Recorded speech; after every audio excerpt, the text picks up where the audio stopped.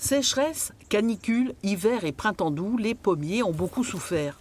La production d'Éric Michel devrait être en demi-teinte, 40% en moins par rapport à 2019. Les hivers sont pas assez froids, il n'y a pas de repos végétatif pour la végétation finalement, pour qu'ils repartent bien au printemps. On arrivera à faire une récolte pour contenter notre clientèle normalement, si tout va bien. Mais il y a beaucoup de demandes, parce que les gens n'ont pas de fruits chez eux.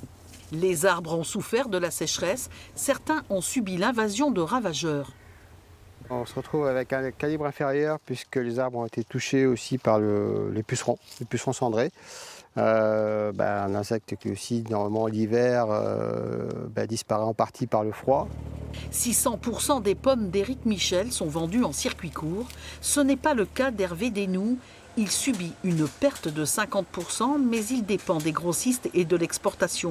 Son inquiétude, voir les prix baisser.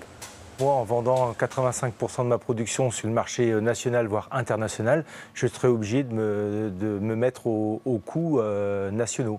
Et donc là, je ne pourrais pas imposer mon prix.